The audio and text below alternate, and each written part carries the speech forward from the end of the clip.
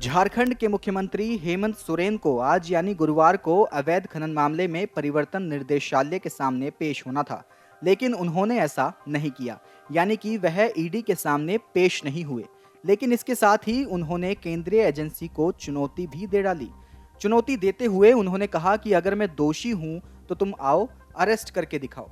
पूरी खबर की बात करें तो रांची के मोरहाबादी में जुटे झारखंड मुक्ति मोर्चा के कार्यकर्ता सीएम हेमंत सोरेन को पूछताछ के लिए नोटिस भेजने पर बीजेपी और केंद्र सरकार के खिलाफ प्रदर्शन कर रहे थे। इस दौरान यहां पहुंचे सीएम हेमंत सोरेन बीजेपी पर जमकर बरसे। आपको बताते हैं कि इस दौरान हेमंत सोरेन ने किस तरह बीजेपी को जमकर घेरा।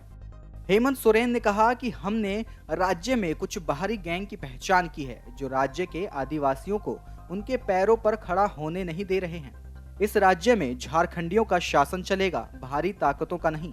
इसके साथ ही बीजेपी पर तीखा हमला करते हुए हेमंत सोरेन ने कहा कि आने वाले लोकसभा और विधानसभा चुनाव में बीजेपी का सफाया हो जाएगा।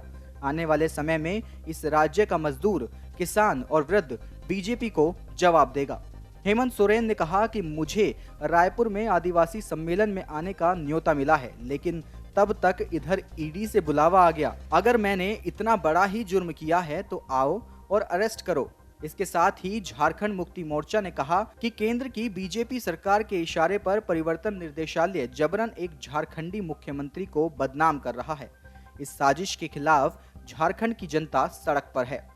सीधे तौर पर हमला करते हुए हेमंत सोरेन ने कहा कि हमारे विरोधियों ने कई बार अपने षड्यंत्रकारी चाल को अंजाम देने का प्रयास किया, लेकिन हर बार उन्हें मुंह की खानी पड़ी। उन्होंने कहा कि सरकार के काम को देखकर विपक्ष में जबरदस्त खलबली मची है और वे अपने षड्यंत्र को अंजाम देने में लगातार लगे हुए हैं।